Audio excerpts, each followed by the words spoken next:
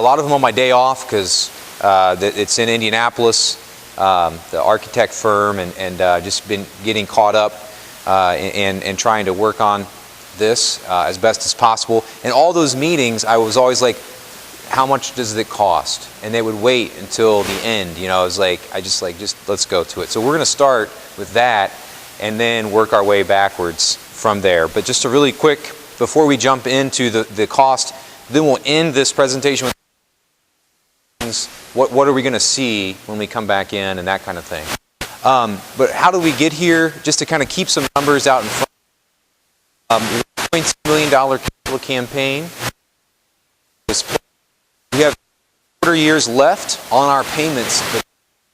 We have about $300,000 outstanding on that hasn't been paid. So we're at about a 95% collection rate, which is about exactly what you're supposed to, the diocese says. So 95% of what's pledged is usually about what ends up people paying.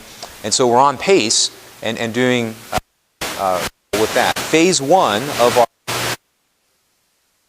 stuff underneath, shoring the foundation up and that kind of about 50,000 to do the campaign, the architects. We also added about a $30,000 entrance into the basement that was falling down and done. So there were some add-ons, but that was about what phase 1 cost.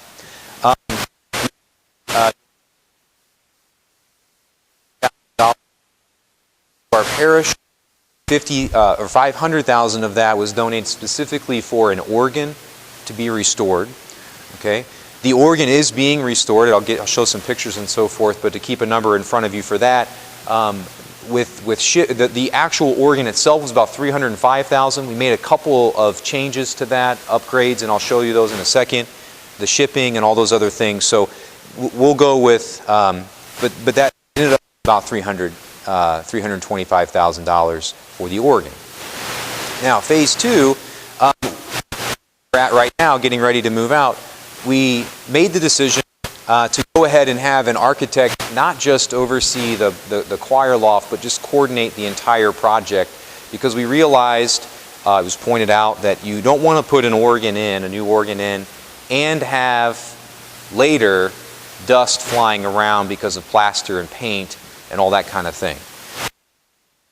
There's also a lot of parishioners coming forward and saying, let's get this done. And so, I mean, I understood that, and that makes sense. Certainly, I think we're open to take out any loans for any of this. And too, I mean, like, I understand where that's coming from. So those two things, kind of trying to get everything coordinated all at once. We made that decision to go ahead and get an architect.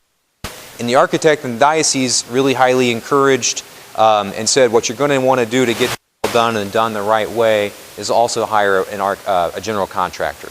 Okay, so we had a couple of different general contractors come in, and I think maybe I'm getting ahead, but we'll get to, so we ended up going with one.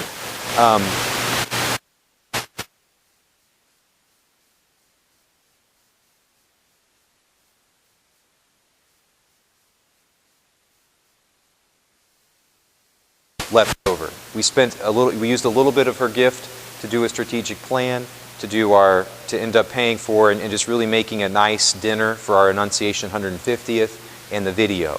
So some of that stuff went into there, but that's essentially what we're left with from Margaret's gift. Okay.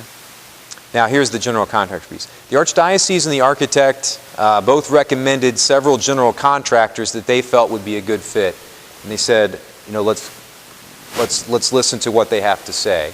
And so we did, and Brant, who you see here, is a really well-respected general contractor, and they had a much cleaner proposal, and had a great history with the architect and the Archdiocese.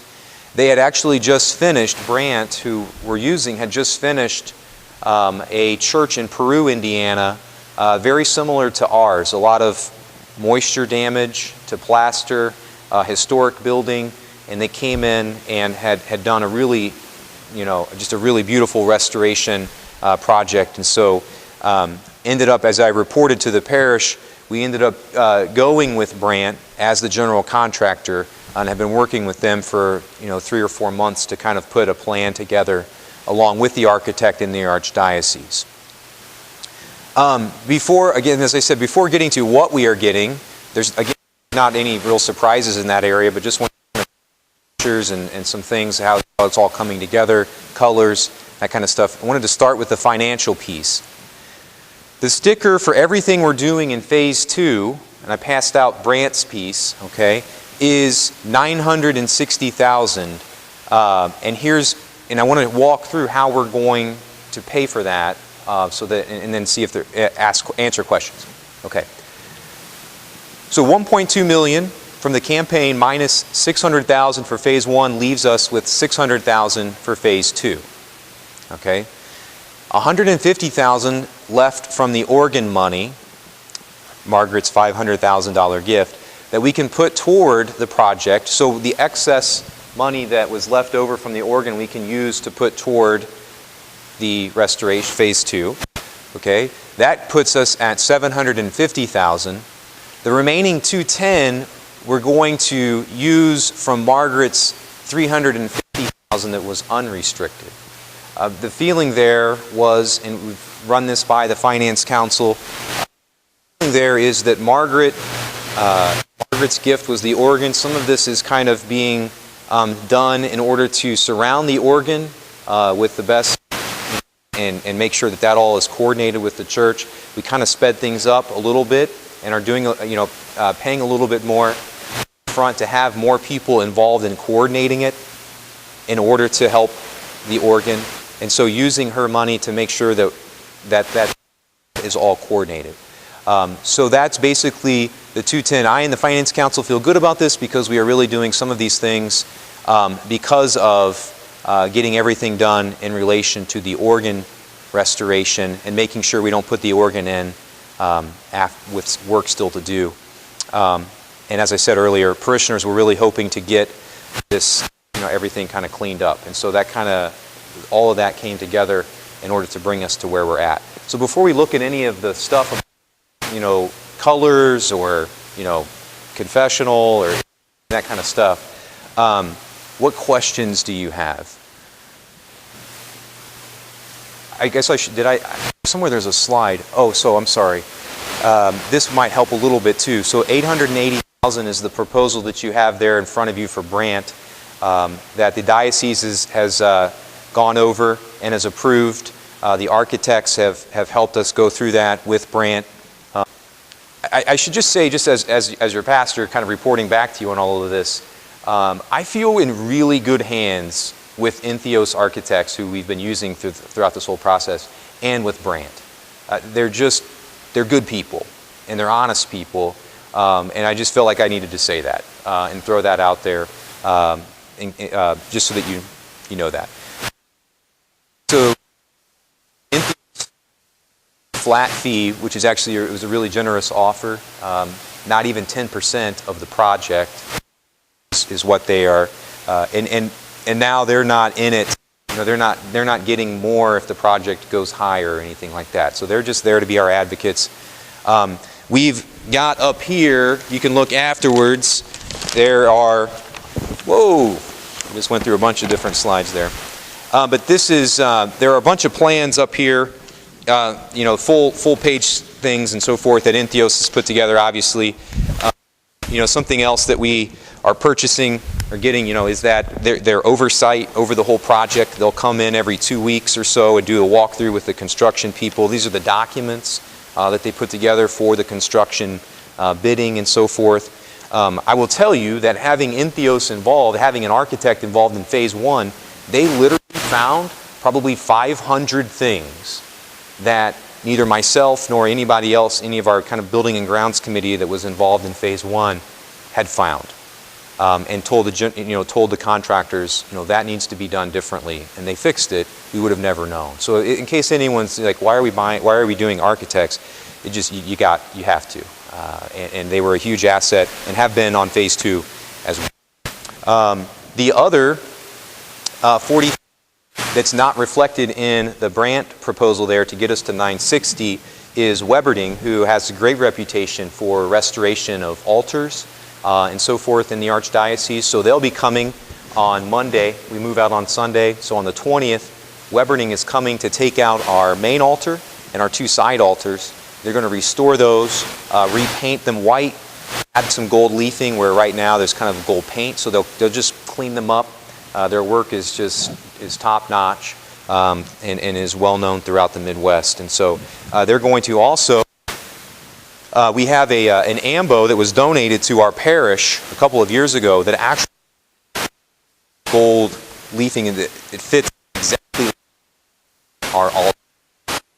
To be doing that and also cleaning up our baptismal font and restoring our communion rail as well. So they're going to be coming and taking all of that, but that's not coming in under Brandt because there was no need to have Brandt, the general contractor is basically going to charge about 10% for anything that they're overseeing. And they said, you guys don't need us to oversee Weberding coming in before we get there, and then Weberding will come back and install all of our stuff for us without any need for a general contractor.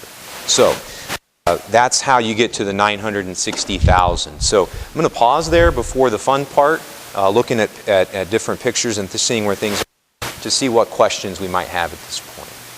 Yeah.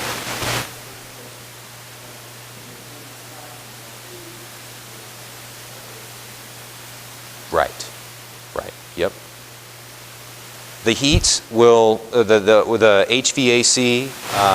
They will make sure, and I'm sure that if they are using it, the filters are right there to you can monitor them if there is HVAC use. So yeah, they take every precaution, in terms of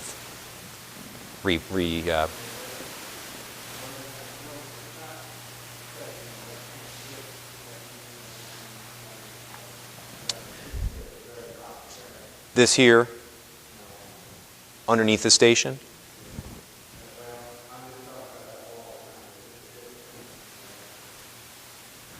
This particular wall here.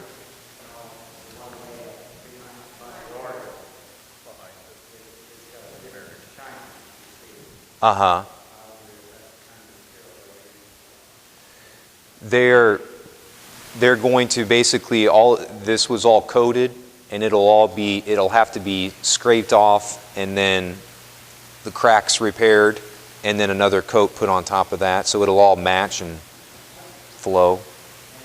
Sure, yeah. The stations are, we can look at that. We are going to, I think, it'll be kind of a game time, like, do we want to? I think that'll be the first thing, ask the parish, given the paint scheme that we'll have behind it, which will be I can show you, it's a light brown, so I mean, it's not much different. We have a painter coming in to do some of the decorative painting that's on that picture that we saw, and he gave us a quote for repainting the stations as well. And so I think it'll be a matter of kind of, first of all, getting some, when they paint the church, okay, so the painters, they have it in the contract, the architects recommended this, they do this in churches. They'll come in and paint a section of the church, like right here around a window kind of thing, and they'll say this is a sample, and then we can have anybody that wants to come, we'll have a day where where we'll be there to kind of say, we want to tweak that color, or we want to change that color a little bit. And at that time, too, we can also make a decision which looks best Stations of the Cross wise. Leaving the Stations of the Cross the colors scheme that they are, or do we want to have someone paint them, the decorative painter is prepared to paint them, but we can make that decision. That's really about the only thing that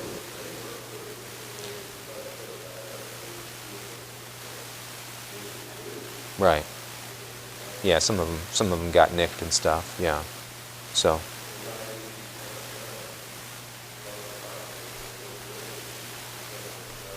Yeah. Yep.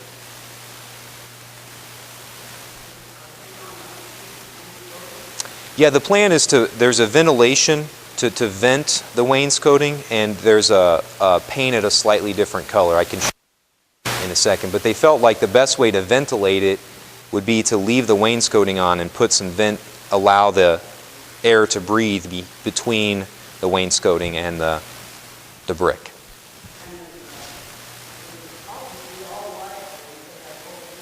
There'll be that gold trim. It's called gold leafing. They'll put some gold. It's actually, yeah, the gold leafing is a type of thing, and then also you can see like on this, when you paint something with gold paint that you buy at a store, it turns brown-ish pretty quickly, and so you have to do gold leafing or get some fairly expensive paint that actually has gold in it. If you're going to want it to continue. And so we have a little bit, has in his decorative painting, some of the things on the altar themselves use that gold leaf, which is more of a, which you'll see on the wood surface, where they kind of hammer actually a little bit of the gold leafing into the wood. So Last Supper, shoes will be there. Right. I'll show you. What's that? I think we have it in the plans to get the stuff, but can I get to all the art stuff in a minute? But is there finance questions? Jennifer's had her hand up for a minute. Correct.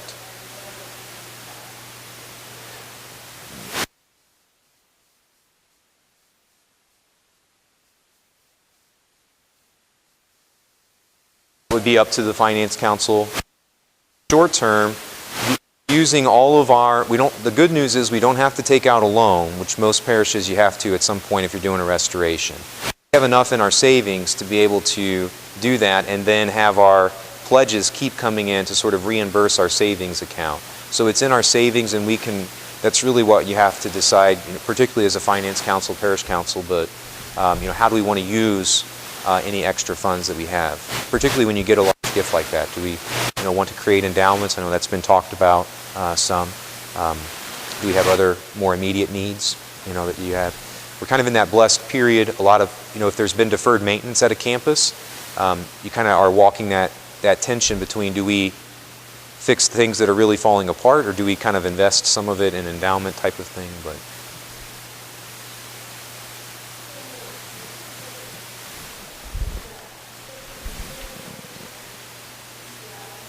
yes.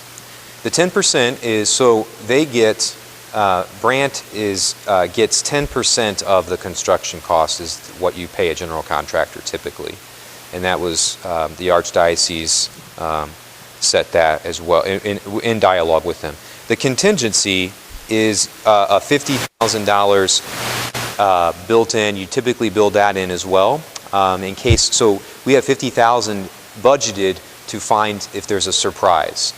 If there's surprises as you go along.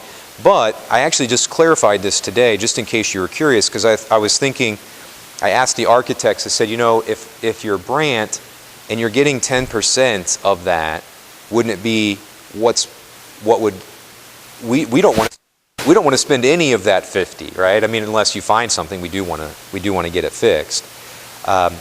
But it's built into the contract. There's an incentive for Brant to not dole out the contingency money, if that makes sense. But it might be a little bit in the weeds, but I was glad to know that. That was a helpful piece of information for me. So Brant has incentive built in to not use, so that maybe we can get, maybe they only find $10,000 in surprises, then we get, 40,000 back, with a small piece of that going back to Brant too. But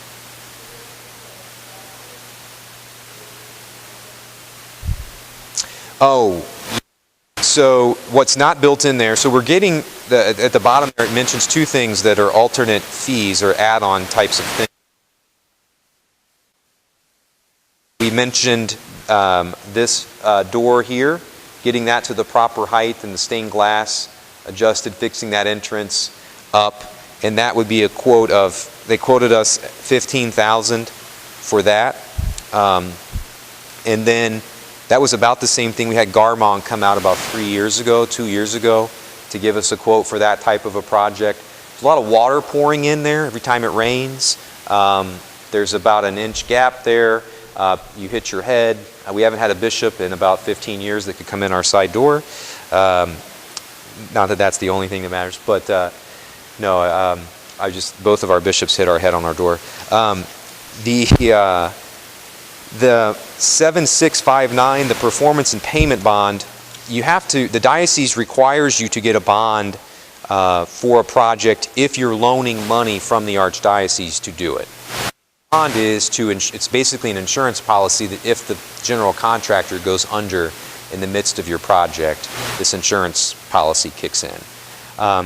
The archdiocese, we are requesting to not have to pay that because Brant is such a large company. They're not going under, and we are not loaning out the money. This is a pastor, parishes try to get out of that, but the archdiocese usually requires it if you are loaning money to the archdiocese. But everyone is like, Brant is such a large company, an established company, that we've asked the diocese to not have to pay that $8,000. So we'll have to make I just found out about another add-on tonight, which some folks had a parishioner donated his service at a great discount. The only thing that architects, artists, people that have been in the church, the one thing that you probably don't need to do is your pews. So we weren't really planning on that, but some people did some research. One of our parishioners, Chris Wagner, and his family actually cleaned up the sides there, got all the glue off and kind of refinished the edges. They've offered to, the price we were quoted for that, 2 or 3 years ago when we were kind of starting this discussion, was about $45,000.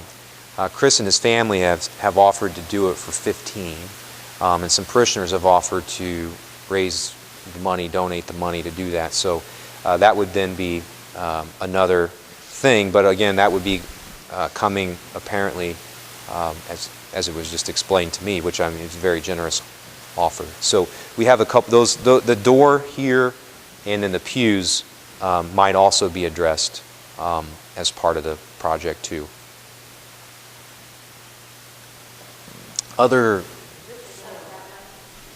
We'll get to the floor.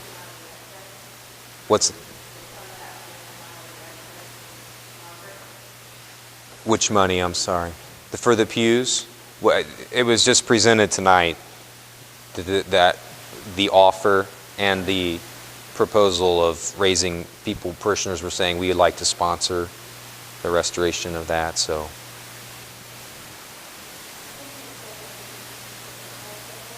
Yeah. Right. So we can sort through that. Yeah. We certainly, I think we have money that we can use for that. And it sounds like a lot of people are up for that. So, other questions? Yeah, can I get to that in a second? No, yeah, you're good. You're good. Any other questions on the finance piece? These are, I'll have these sitting around for folks. I just didn't want to put them up there on the screen. This was just, these were some of the bids, and you can see there are some of the ones that didn't make it and so forth, so I just didn't want to. Yeah, we're going to get to that. Yep, absolutely. Any other questions about the finance? If you get some later, obviously, feel free. Okay, so now we're going to talk a little bit and give you just an update on all of the other things, the things that we've been looking at. Okay. So the organ is being restored right now by Golding and Wood. This is the casing here. They stripped it all down, and it just looks really beautiful.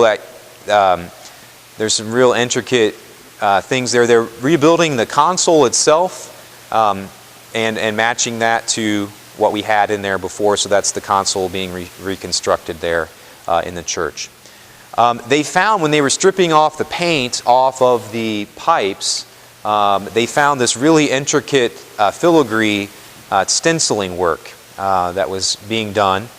And they asked us, there's companies that will restore this. And so we found out, and I think it was about $10,000. We figured that would really, like that, it'll really make it stick out and it'll really make it unique, and it was original.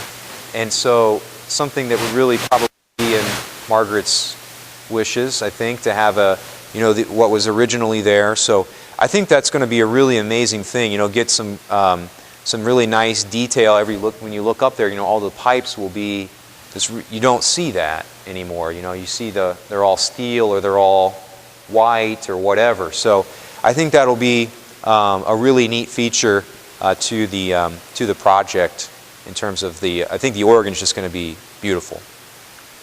These are Entheos architects. Some shots here of the side, what things would look like. That's not actually going to be white. They just blocked that out for this to represent the stations. Okay, so we're not going to have an actual white spot there, but it'll be kind of that light color.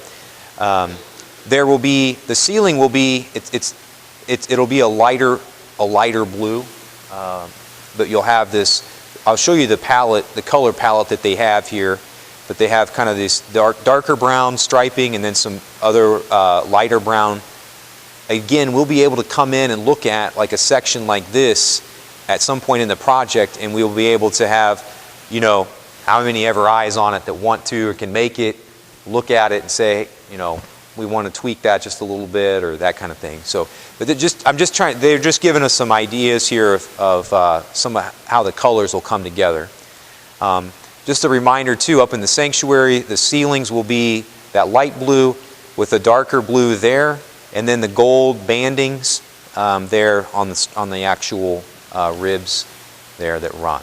Okay.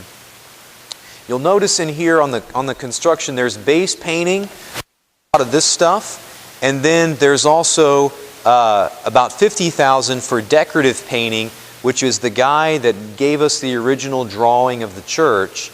He's going to come in and kind of do the decorative stenciling and different little things, the stars, those kinds of things to make basically what he had proposed 3 or 4 years ago, make it look that way. We'll get to that image here in just a minute. So there will be, up there will be that dark blue and then, the brown on the border, that kind of thing. But then Todd, who gave us the original sketch, will come in and put the stars in, the gold stars in there, and the stars there, and there's some, some of the stenciling and so forth that's on that sketch. He'll do that. He'll do angels for us to kind of match the. Forget to mention, Weberdings is also building stands for the angels to get them up to the proper height. So, some images. This is an image that Entheos put together from Straight On, and what that is just a photograph of our altar. They kind of put the photograph in to the